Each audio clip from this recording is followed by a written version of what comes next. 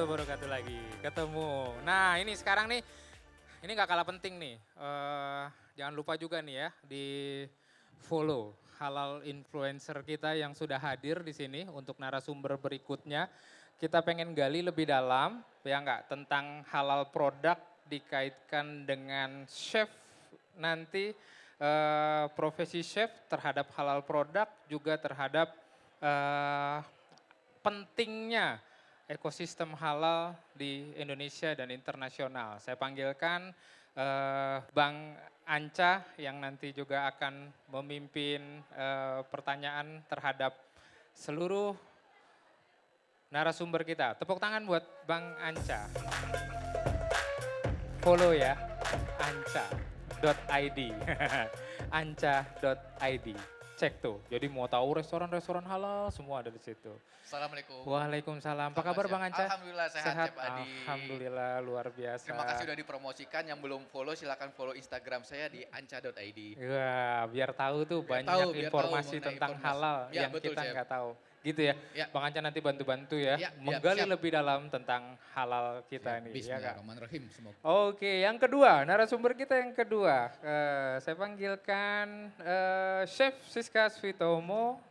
Kembali lagi mewakilkan para chef profesional untuk bincang tentang halal food talk.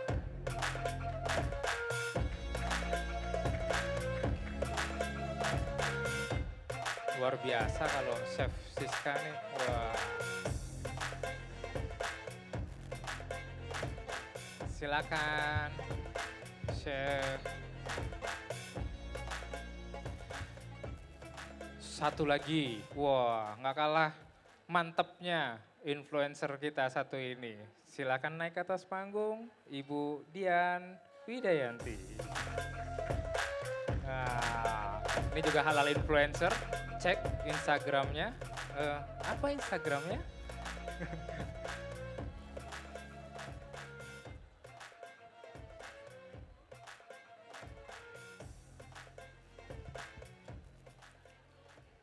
Semuanya. Halo, apa Salam kabar? kenal semuanya. Sehat.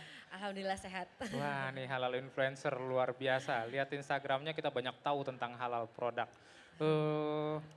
Nggak panjang lebar lagi, waktu cuma 40 menit untuk berbincang tentang halal. Sekali lagi tepuk tangan buat para narasumber kita yang akan dipimpin oleh Bang Anca sebagai moderatornya di Halal Food Talk kali ini. Silakan Bang Anca. Ya, Assalamualaikum warahmatullahi wabarakatuh. Selamat siang, selamat.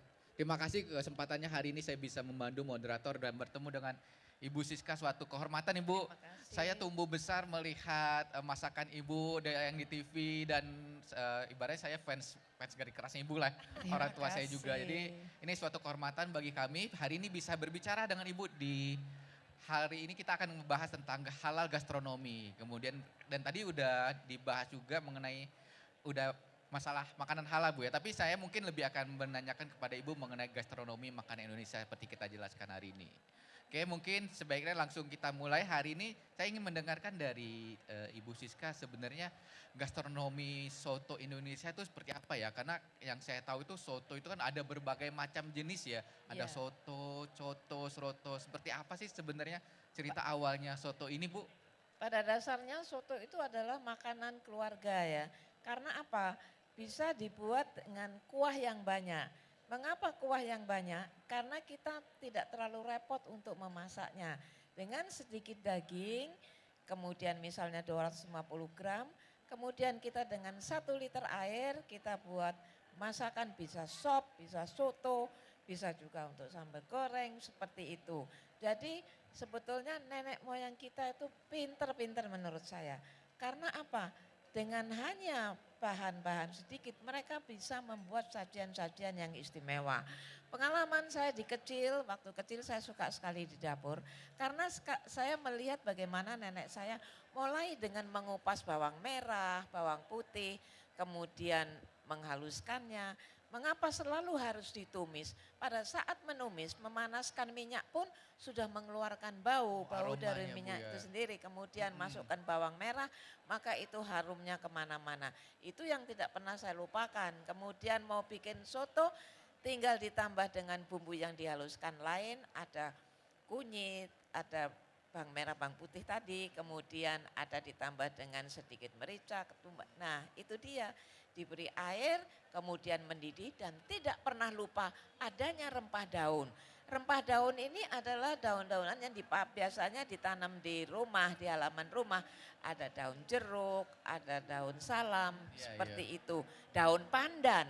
Nah, membuat sajian yang wangi biasanya menggunakan daun pandan ini. Oh, iya. Belum ada yang namanya vanili apa itu belum ada. Saya Yang baru ada tahu daun Bu bahwa untuk soto itu bisa pakai daun pandan ya. Iya. Karena daun pandan biasanya identik dengan dessert ya, misalnya kue Iya, atau apa. tapi ternyata buat masak pun oke, akan Oke ya? menjadi sajian itu istimewa. Oh iya iya. Tuh. Ama satu pertanyaan saya Bu, sebenarnya kayak soto ini dia aslinya makanan Indonesia atau udah makanan, kan kadang-kadang Indonesia ini makanan banyak percampuran masakan dari Cina, masakan dari Arab. Iya, memang asalnya memang dari mereka, dari datangnya Chinese ke Indonesia, Oh, datangnya Chinese ya dari situ kita belajar. Berarti di Jadi dicampur-campur, kemudian datangnya Belanda, yang kemudian kita mengenal ada bistik atau bistik kan biasa daging yang dipanggang itu. Iya, iya. Nah itu kita mengenal itu semua Oh, perlahan-lahan. Dan mengapa harus selalu menggunakan daging yang kita kenal file itu dengan khas dalam? Karena daging khas dalam ini dalam proses pemasakan ini sangat mudah menjadi lunak bagian di dalam daging sapi itu.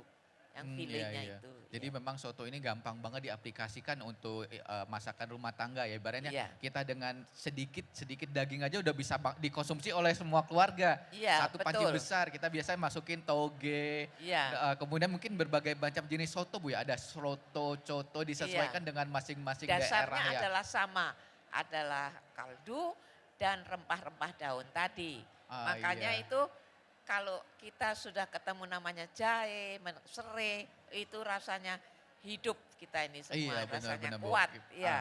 Jadi Ada sampai jahe pun kita minum yang kita sebut sebagai wedang jahe. Wedang jahe dibikin lagi ada ronde, ada apa namanya kolak, semua Iya, dengan benar, jahe benar. itu jadi enak sekali. Ya. Baik Bu, kembali ke topik awal, sebenarnya kita mau membicarakan masalah makanan halal juga ya. Karena di tahun 2024 ini ada kewajiban dari pemerintah bahwa semua usaha itu wajib untuk sertifikasi halal. Sehingga akhirnya banyak pengusaha kuliner dan juga chef yang akhirnya harus mengerti masalah halal. Aku pengen tanya ke Ibu Siska, sebenarnya Ibu Siska misal ketika demo masakan, ada nggak sih pertanyaan, chef ini makanannya halal nggak? Ya, ada pertanyaan seperti itu. Ah, ah. Otomatis kaki saya ini selalu melangkah ke tempat-tempat yang menjual barang-barang yang halal, Halal, seperti iya. itu. Supaya aman buat Supaya saya aman. mengerjakannya dan saya dengan rasa cinta akan membuat sajian yang istimewa. Wah, betul. Kalau kita sudah terpolusi oleh pikiran, waduh itu kok ada sapi yang pendek ya, gua nggak mau Sapi nyari yang pendek pendek ya. Iya, benar-benar, Bu, Seperti benar-benar. itu. Oke, mungkin Karena saya. apa? Saya juga pernah waktu itu graduate dari sebuah sekolah di Taiwan. Iya. Nah, tapi mereka juga tidak mengkonsumsi itu, semuanya yang halal. Halal ya. Jadi ya, sangat betul. saya menghormatinya Iya, seperti oke, mungkin itu. saya kembalikan ke Ibu Dian dulu. Kebetulan saya dan dia kita sama-sama penggiat halal Bu, memberikan edukasi halal. Ini pengen tahu nih Bu Dian, sebenarnya bagaimana sih untuk kuliner halal di Indonesia? Karena kebetulan kita hari ini membahas makanan Nusantara ya. Makanan Nusantara itu sebenarnya ada nggak ya titik kritis halalnya atau sesuatu yang bisa membuat makanan Indonesia itu menjadi haram? Itu pengen tahu sih, mungkin Dian bisa share kepada teman-teman yang ada di sini dan chef juga.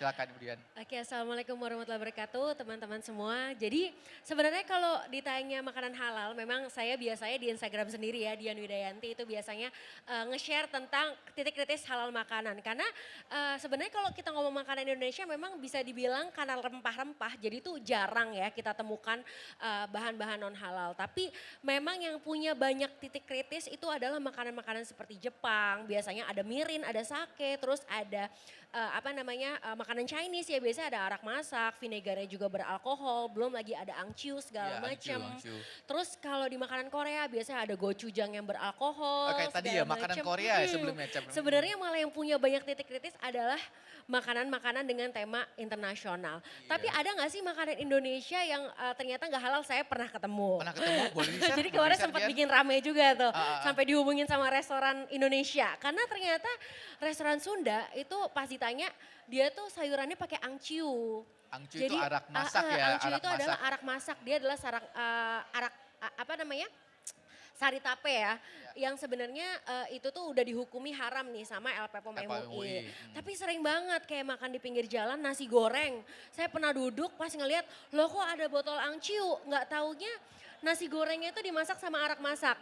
Sama angciu itu. Jadi sebenarnya kalau dibilang sebenarnya makanan Indonesia aslinya halal ya Bu ya pasti ya. Karena kan biasanya makanannya kan bawang putih, bawang merah, kunyit-kunyit, lengkuas segala macam. Tapi kalau udah ditambah sama arak masak, sama angciu otomatis itu jadi nggak halal.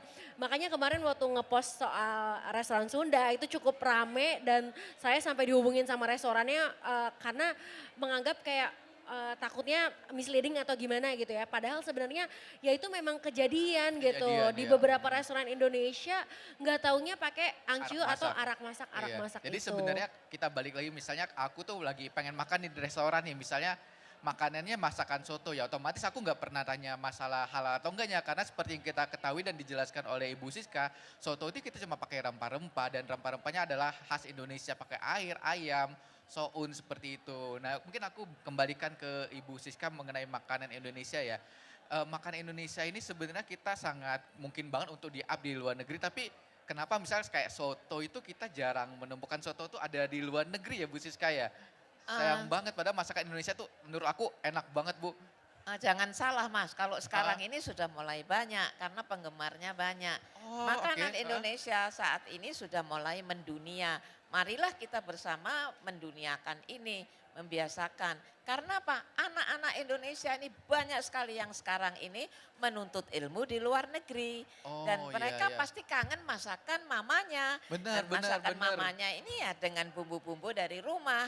Oleh karena itu sekarang sudah banyak makanan bahan-bahan makanan yang diekspor ke luar negeri. Oke, berarti kita masuk kalau pengen itu bikin cari pasar Asia Ibu ya kalau pengen bikin soto. Dan aku pernah nonton satu acara di di channel luar negeri itu di US itu ada satu toko Asia yang menjual bumbu-bumbu instan Indonesia seperti soto, kemudian nasi goreng instan. Jadi itu karena ada kebutuhan banyak orang kita di sana Ibu ya. Ya karena saya dulu pernah sekolah di Amerika bukan di kota besar, sebuah kota yang kecil. Di situ supermarketnya kecil tapi bumbu Indonesianya banyak. Mengapa? Karena banyak anak Indonesia menempuh untuk gelar doktornya di sana. Jadi mau nggak mau tetap ada gitu. Tetap ada ya. Pembelinya tetap ada. Nah mungkin aku tanya ke Dian, kebetulan Dian pernah dulu di Swiss ya, sempat berapa. Itu gimana sih pas pengen makanan Indonesia, kan makanan Indonesia itu kan penuh dengan rempah-rempah ya. Misal soto tuh pakai apa Bu? Bawang merah, bawang putih, kemudian juga bisa ditambah dengan jahe boleh pelengkap ya. Tapi bumbu itu kayak jarang bawang Bu ya. merah, bawang putih itu pakai. Oh itu yang paling penting Bu ya? Iya pakai kunyit itu turmeric pun kan sekarang ada yang bubuk. Ada bubuk. Nah itu bisa ditambahkan sedikit. Tapi kalau bubuk itu rasanya dengan yang fresh beda ya Bu ya? Iya beda, jadi bagaimana perasaanmu saja menyikapi. Iya bagaimana jadi perasaan kita gimana menyikapi. ketika dulu Dian misalnya di luar negeri tuh pengen makanan Indonesia dan tahu nih misalnya di luar negeri tuh tidak mudah menemukan makanan halal. Mungkin bisa sharing cerita kepada teman-teman yang ada di sini? Oke, justru waktu aku tinggal di Swiss itu malah tiap hari masaknya masak Indonesia. Karena sebenarnya kalau bumbu kayak bawang putih, bawang merah itu kan memang ada di supermarket biasa. Tapi kalau biasanya dijadwalin lah paling nggak seminggu sekali ke toko Asia itu lengkap. Walaupun ya bawang merahnya bentukannya beda sama bawang merah Indonesia. Dan cabai merah yang cabai rawit jangan harap kayak cabai rawit di sini gitu ya. Gimana? Dia beda-beda ya tiap negara. Ya, Jadi kalau di sana itu dia modelnya kayak cabai keriting, tapi itu sebenarnya cabai rawit. Jadi kalau di luar negeri itu cabai rawit itu kayaknya yang model kayak kita tuh yang indah bantet-bantet kayak gitu itu kayaknya cuma bisa ditemuin di Indonesia. Bahkan waktu aku tinggal di Malaysia cabai rawitnya itu bukan cabai rawit namanya cili padi ya. Dia tuh kurus-kurus kayak cabai keriting gitu tapi sebenarnya cabai rawit gitu. Jadi malah waktu di luar negeri terutama waktu lagi di Swiss itu ya tiap hari masaknya Indonesia karena kita kan ya gimana ya lidah kita kan kadang-kadang nggak masuk ya kalau seandainya tiap hari ya sekali-sekali oke tapi kalau tiap hari kan lama-lama ada masanya kembali ke ini ya lidah asal gitu kan. Yang penting itu ada jual kecap. Oh, Ah, kecap. bener. Kecap kenapa penting Bu Iya Siska? karena apa? Kita mau masak apa aja masakan Indonesia kalau dengan Semur kecap itu apa ya, Bu, oke. ya? Mau Oh. masak semur itu dengan bawang bombay dengan kecap udah jadi semur. Iya Oh kan? iya, Bawang betul, putih aja betul. udah jadi. Yang penting ada kecapnya. Coba nggak ada kecap. Pertama warnanya tidak menjadi coklat. Kamu emang mau gua kasih semur nggak warnanya coklat? Enggak sih. Enggak Enggak, dong. enggak, iya. Bu. Dan yang paling penting kalau ke luar negeri juga bawa bukunya Bu Siska tuh, saya yang tebel itu punya tuh Yang punya gede. buku andalan gitu. Iya, ada resep masak. Jadi kalau saya lagi kangen-kangen masakan yang agak aneh-aneh, biasanya mungkin kalau di Indonesia tinggal beli ya. Iya. Di sana ya bikin sendiri dari resepnya Bu Siska itu, Iya, buku iya, yang betul. tebal. Jadi aku pengen penasaran juga sih dengan Bu Siska kan saya dari kecil nih melihat Bu Siska udah men-sharing memberikan resep-resep masakan Indonesia itu bagaimana cara mendapatkan resep itu apakah menggali datang langsung ke tempatnya atau seperti gastronominya Ibu? Ya, kita lihat ya. Jadi bagaimana membuat resep itu tergantung dari pengalaman kita waktu kecil. Itu Oh, otomatis akan terbit sendiri gitu. Kadang-kadang masakan saya ini ditunggu oleh siapa? Bukan oleh siapa-siapa, oleh para pembantu untuk belajar. Oh. Kalau dia mengetahui pengetahuan banyak tentang makanan, melamar bekerja di luar negeri pun akan dengan mudah dia mendapatkannya. Oh, Karena iya. dengan syarat bisa masak bumbu yang merah, bumbu yang putih, Oh iya. bikin Bumbu opor. kuning ya, Iya, bumbu dasar Bu apa ya.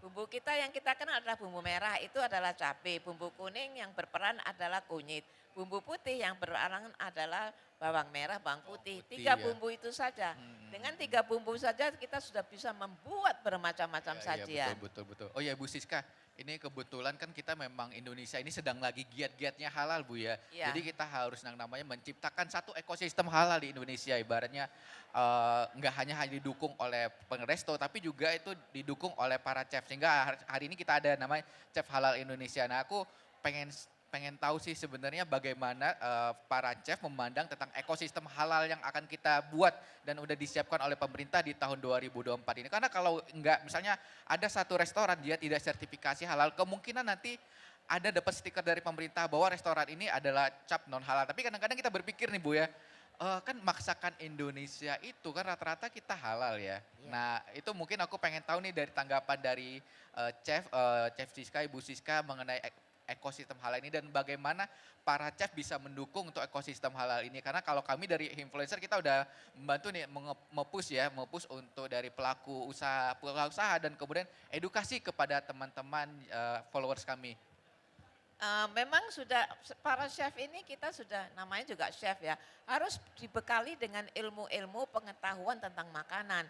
Dengan tahunya tentang makanan, maka dengan mudah dia akan mewujudkan sajian-sajian apa yang dimaksud dengan halal dan segalanya.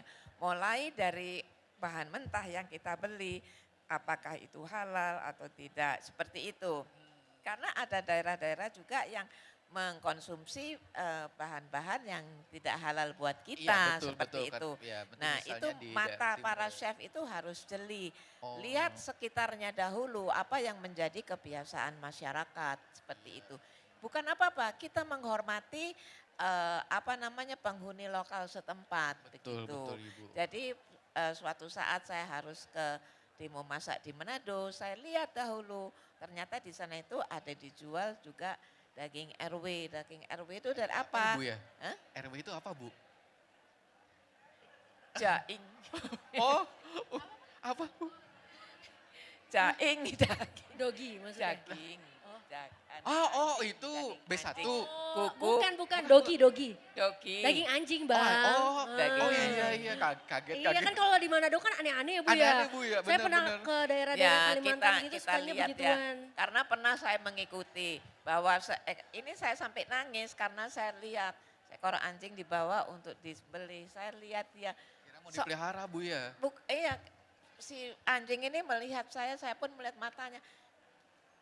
Itu saya nangis, si anjing ikut keluar air matanya. Allah, Ya itu saya ampun. nggak pernah lupa itu kejadian itu. Ya itu sedih lah, Iya, ya, betul, sedih. betul. Seperti itu. Nah ada orang karena melihat itu terus tidak pernah makan yang namanya hewani. Dia jadi Vegan Bu. vegetarian, Vegetarian, ya. jadi makan sayuran. Jadi makan sayuran lebih sehat kalau Betul, kalau betul. kita bisa ya seperti itu. Mm-mm. Oke, nah, sekarang aku kembalikan ke Dian.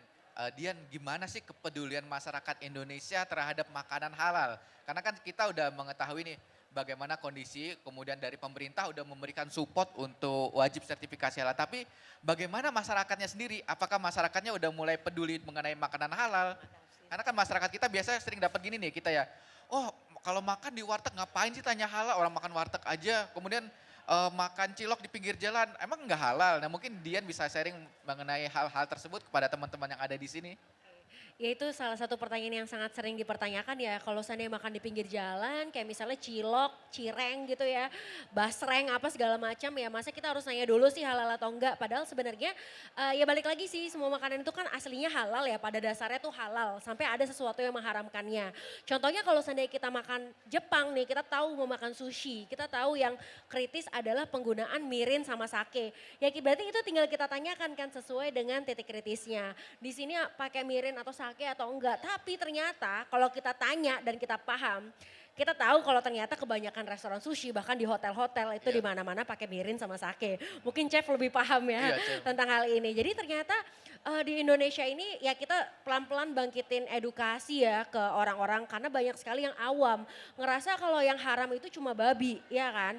Apalagi kalau kita ke restoran ramen itu lebih sering yang diklaim itu no pork no lard, bukan halal gitu ya. No pork no lard itu apa sih? No pork tanpa babi, no lard tanpa minyak babi. Berarti kan padahal sebenarnya halal itu luas ya, kita ngomong alkoholnya juga, pakai arak masak atau enggak, pakai mirin atau enggak, juga kontaminasi juga. Misalnya ada satu tempat ada anjing di rumahnya, otomatis kan ada najis kan, terkontaminasi itu peralatan masak. Nah frozen food yang kita beli aman atau enggak tuh kalau dari rumahan yang di rumahnya pelihara anjing, apalagi kadang-kadang pernah ke rumah temen disuapinnya pakai garpu yang majikan sama. juga kan, mesti pakai tanah dulu dong nyucinya Jadi kan. kalau ibaratnya. pengalaman kita misalnya Bu Siska kita lagi makan di restoran hotel, sayangnya hotel di Indonesia ini rata-rata masih jarang banget yang sertifikasi halal ya. Betul. Sehingga kita biasa mengandalkan bertanya kepada chef. Betul. Karena kita biasa, aku pernah bertanya kepada servernya, pas itu makan steak nih misalnya ya. Steak kan biasa kita tahu kalau restoran bintang 5 itu mereka dimarinasi dengan wine atau itu kemudian untuk gravy atau sausnya biasa pakai saus wine. Aku tanya, sausnya pakai wine atau brandy enggak? Nah pas itu servernya dia tanya, enggak pakai. Nah datanglah pas itu kebetulan datang temen juga yang chef halal, bilang, Cak jangan makan itu, kenapa? Itu udah dimarinasi sama wine sama, kok aku nggak dikasih tahu. Jadi emang akhirnya belajar pengalaman itu aku nggak pernah tanya ke server lagi Bu Siska untuk masalah makanan halal atau enggak. Aku bisa langsung tanya bagian kitchen, boleh ketemu kitchennya, boleh ketemu chefnya, pengen tahu makanannya halal atau enggak. Jadi diharapkan dengan tahun 2024 ini karena semua restoran bahkan Bu ya udah wajib untuk dapurnya itu sertifikasi halal karena untuk mendukung kita masyarakat Indonesia ini mayoritas muslim. Tapi kita tidak mengharuskan semua bersertifikasi halal ya karena masih ada teman-teman kita seperti yang Ibu Siska sampaikan tadi misalnya seperti di Manado mereka masih mengkonsumsi makanan yang haram untuk kita, jadi kita akan disesuaikan dengan kebiasaan lokalnya. Sama nambahin lagi sih, ternyata tuh tadi maksudnya server itu waiter ya, orang yang biasa jaga di depan gitu ya. Dan sebenarnya tuh kadang sering juga kita temuin kalau orang Indonesia kalau ditanya ini halal enggak?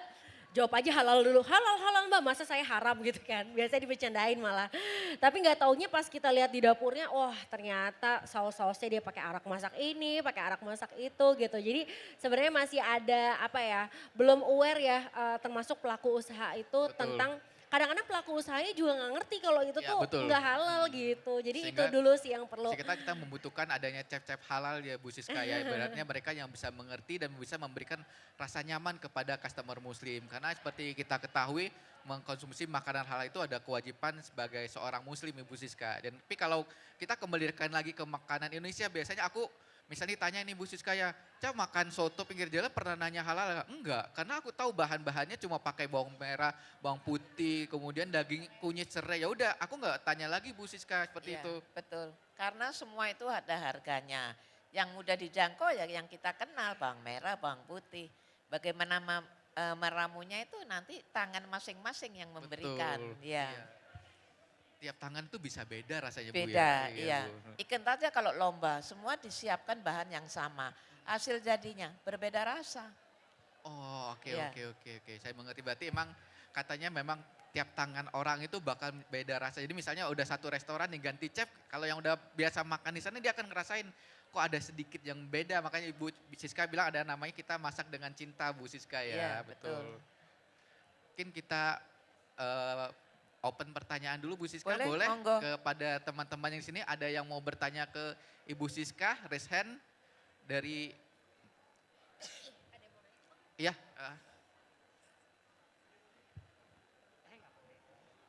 Assalamualaikum warahmatullahi wabarakatuh. Waalaikumsalam warahmatullahi wabarakatuh. Saya dari Damayanti dari Jackpreneur Jakarta Timur. Seperti yang tadi Bapak utarakan, kita awam ya dengan segala makanan seperti kayak kita beli makanan daging misalnya sate, terus kita beli bakso di jajanan luar itu tanpa kita tahu itu halal atau tidak dagingnya.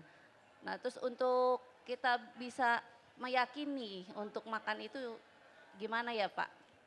Sebagai Oke. orang awam kita nih. Terima kasih. Terima kasih. Mungkin Bu Dian mau jawab dulu. Oke, tadi mungkin kurang lebih kayak yang itu ya, tadi segala sesuatu sebenarnya kan tergolong halal sampai ada yang mengharamkannya. Sedangkan kalau sate itu kan sate, bakso Daging. rata-rata kan bahannya itu kan memang bahan-bahan rempah ya, maksudnya bahan-bahan bukan menggunakan saus-saus yang macam-macam. Jadi pertama banget kita harus tahu titik kritis makanan tuh apa sih. Misalnya makanan Jepang itu apa sih, kalau makanan sate itu apa sih bahan-bahan yang dibutuhkan gitu kan. Nah habis itu kita lihat lagi kalau kita bicara soal daging, apakah ayamnya itu disembelih sesuai syariat, apakah dagingnya dengan disembelih sesuai syariat atau tidak. Itu biasanya RPH atau rumah potong hewan di Indonesia udah cukup peduli ya, bisa dibilang hampir semuanya itu udah mengikuti standar Standar untuk halal ya. penyembelihan yang halal. Insya Allah untuk daging sama ayam. Jadi sebenarnya itu malah kurang menjadi perhatian kita. Yang jadi perhatian kita adalah memasukkan saus-saus yang tidak halal, misalnya yang tadi arak masak, angcu segala macam di makanan tersebut Tersebut, ya. iya. Jadi tapi kalau seandainya Kayak sate tapi kayaknya nggak ada ya. Karena kalau sate enggak, iya, jadi cuma sate tuh daging hampir saya potong. nggak pernah nanya, bang ini satenya halal kagak bang, itu kagak pernah nanya kayak begitu. Karena kan ya bumbu kacang, dari kacang, kalau di halal itu ada bahan-bahan positif list ya, atau bahan-bahan kayak buah, sayur, kacang, kunyit, rempah itu kan udah pasti insya Allah halal kan. Beda sama saus-saus botolan yang arak-arak masak kayak gitu yang memang cukup kritis gitu ya. Mungkin Bang Anca Mungkin mau aku nambahin bisa juga. tambahkan mengenai masalah daging. Kita daging itu kalau ini ngebahas secara fikihnya ya. Fikih daging itu ada namanya sembelihan daerah mayoritas muslim. Dan ada daerah minoritas muslim. Untuk daerah mayoritas muslim, misalnya kita ada di Jakarta, itu kita pakai fikih baratnya daging sembelihannya halal. Sampai kita melihat bukti bahwa daging itu tidak disembelih sesuai dengan syariat. Itu aja, makanya aku Dian kita kalau udah misalnya makan kayak sate atau makan soto, kita udah nggak tanya Bu Siska misalnya soto ke penjual soto, Pak ayamnya disembelih sesuai syariat Islam nggak? Takutnya malah diomelin. Kecuali mie ayam ya Bang ya. Kecuali mie ayam ya, Mie ayam karena pakai saus-saus saus-saus yang aneh-aneh aneh-aneh. kadang-kadang. Mungkin Bu Siska bisa menambahkan Bu. Kalau saya begini, kita percaya aja, jangan dipikirin sampai detail. Kalau dipikirin sampai detail, kita sendiri mana jadi nggak makan. Ya, kita lihat orang jualan misalnya mie ayam, dia bilang mie ayam halal. Udah, sampai di situ aja nggak usah detail. Emang benar, emang ayammu kayak apa ini? Wadah, kalau udah detail gitu udah nggak usah nanya, nggak usah Udah makan. masak sendiri Bu Iya, akhirnya. masak sendiri Jadi memang aja. Kita percaya aja. Kamu sudah mengatakannya halal, saya percaya.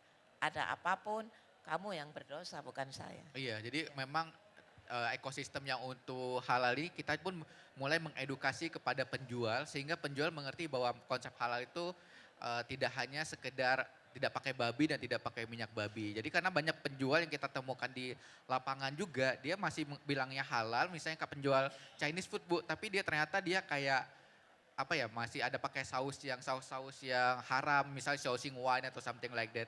Nah makanya mulai akhirnya tahun 2021, 2022 ini awareness halal dari masyarakat Indonesia kenceng banget sehingga makin banyak restoran, apalagi netizen ya, netizen itu benar-benar galak baratnya mereka netizen tanya nih makanan halal atau enggak, akhirnya ada karena adanya kebutuhan demand dari masyarakat sehingga dari para produsen pun mereka melakukan sertifikasi halal produk yang tersebut, seperti itu sih Bu Siska. Iya. Mungkin ada pertanyaan lagi? Ya Chef, aduh deg-degan kalau Chef Chefnya juga nanya. yang nanya ya. Chef nanya nih gimana? Tak Bu Siska apa, aja okey. jawab. Nama saya Chef Rosyam. Saya nak membantu dari segi subjek creating awareness untuk Indonesia membantu merealisasikan projek halal 2024. Saya nak tanya kepada influencer. Bukannya ni influencer. adakah pihak influencer melihat dari segi subjek food tech atau sebut menu di Teknologi dalam pangan, food menu tech, makanan di dalam sesebuah restoran ataupun hotel ataupun mana-mana, kerana dia ada berunsurkan tidak halal. Sebagai contoh, hamburger. Pada asasnya ham tu adalah babi. Jadi kadang-kadang kita tengok kebanyakan restoran meletak hamburger. Padahal restoran tu tak ada sebut halal atau tidak halal. Yang kedua, biasa kalau kita pergi di breakfast dia tulis beef bacon. Bukannya beef slice. Adakah nanti pihak influencer boleh membantu kerajaan dari segi melihat menu-menu yang berunsurkan tidak halal? Terima kasih. Oke, mungkin saya bisa bantu jawab dulu ya Dian ya. Jadi untuk di Indonesia sendiri, Chef, udah ada yang namanya lembaga MUI, Majelis Ulama Indonesia, kalau di Malaysia nama Jakim ya. Jadi di Indonesia bahkan penamaan makanan pun tidak boleh mengandung nama yang haram. Tidak boleh misalnya kita hamburger itu, kemudian hot dog juga tidak boleh. Wine coffee juga nggak boleh Wine ya. coffee juga nggak bakal sertifikasi halal. Misalnya apa satu lagi Dian yang sering kita temukan? Hot dog? Bukan, yang sering kita temukan di lapangan yang minuman kopi nih, misalnya ram. Ram di iya. Indonesia tidak akan bisa dapat sertifikasi halal. Sehingga ketika 2024 semua ada sertifikasi halal, artinya mereka harus mengganti nama menu tersebut. Karena sebenarnya untuk misalnya kayak ham itu bisa diganti dengan nama daging asap ya Ibu ya. Atau burger aja Atau gitu burger ya. aja. Atau misal hotdog udah, karena ada nama dog itu Bu, takutnya dibilang namanya anjing, sehingga biasa diganti apa nih Dian ya? Hotdog itu ya? Biasanya kalau di kayak The Crabs gitu diganti dognya pakai C gitu. DOC. Jadi tidak ada identitasnya dengan itu. Jadi Indonesia sendiri udah ada namanya fatwa halal yang mengatur penamaan nama makanan. Misalnya nama makanan tidak boleh Chef ada nama setan, tidak boleh ada nama anjing, babi dan lain-lain supaya tidak terjadi kekeliruan. Seperti itu sih yang bisa kami sampaikan sih. Mungkin dari Bu Siska ada yang menambahkan juga? Ya kalau saya mengatakannya ya ikutin aja perintah, ikutin aja apa yang sesuai dengan agama masing-masing. Betul, Ya, betul. itu yang akan menjadi pilihan. Ya. Oke. Sepertinya untuk pertanyaan kita close dulu Bu. Mungkin kalau ada pertanyaan bisa kita Langsung aja kali boleh ya. langsung aja nanti ke kami karena sudah waktunya habis. Jadi udah nggak kerasa sebenarnya ini 1 jam udah berlalu.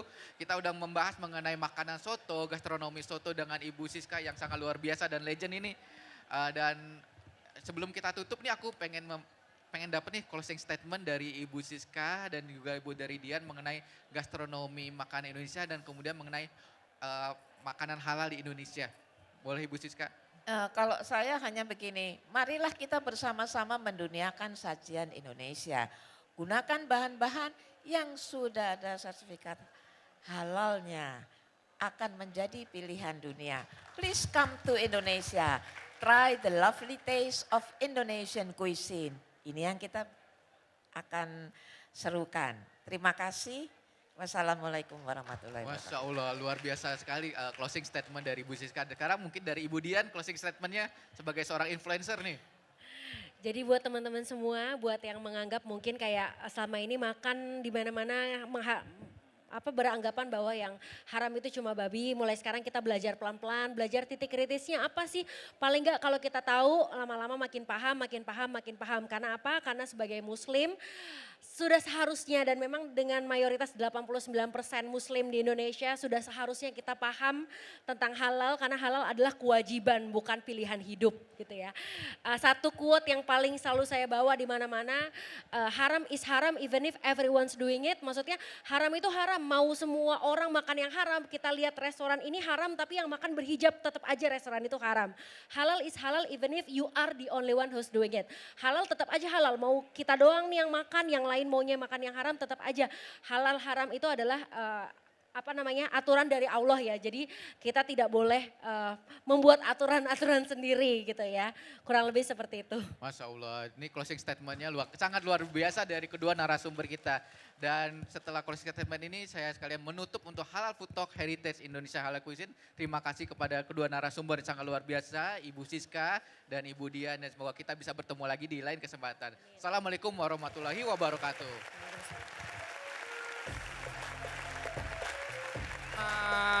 Sekali lagi applause dong buat para narasumber kita yang luar biasa. Terima kasih Bang Anca, Budian, makasih banyak. Chef Siska, terima kasih banyak. Luar biasa. Sambil ngingetin nih, saya ingetin lagi. Tunggu sebentar ya, Budian, ada oleh-oleh dari kita sedikit.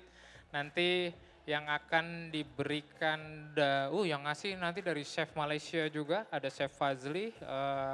Mohon bantuannya untuk memberikan plakat buat Bunda Siska Suitomo. Silakan Bunda Siska, boleh di sebelah sini. Terima kasih banyak. Yang kedua untuk Ibu Dian Widayanti, silakan Bu Dian punya plakat sedikit. Chef Suharna boleh bantu memberikan plakatnya buat Bu Chef Neni, boleh bantu Chef Neni. Yang ketiga untuk Bu, oke. Yang terakhir Chef Neni yang memberikan. Chef Neni yang memberikan, ya. Buat moderator kita Bang Anca, terima kasih banyak yang akan diberikan oleh Chef Neni kepada Bang Anca. Silakan Bang Anca, ini Chef Neni yang memberikan. Chef Neni memberikan, Chef Neni. Oke. Chef Fazli tetap di sini untuk ambil foto bareng dengan para narasumber kita. Silakan.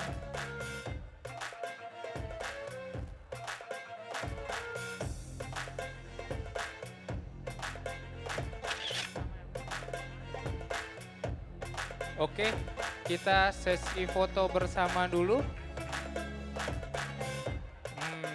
Sesi foto bersama, saya undang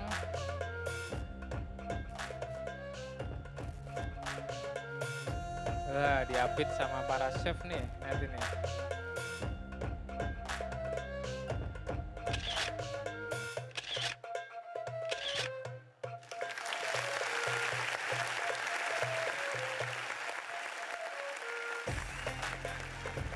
Tamu saya dari Bank Indonesia, boleh kita foto bersama ke depan. Chef Aiko boleh foto bersama, narasumber kita. Chef Rosyam boleh foto bersama, Chef Rosyam naik ke atas panggung. Chef, silakan Ibu. Wah, ini tamu kita kehormatan dari Bank Indonesia. Chef Daehun, mana Chef Daehun ya? Boleh foto Chef Daehun ke depan panggung untuk foto bersama para narasumber. Sebentar ya, sebentar. Ada Chef Daehun satu lagi. Masih muat nggak ya kalau saya masuk frame? Mau ikutan saya?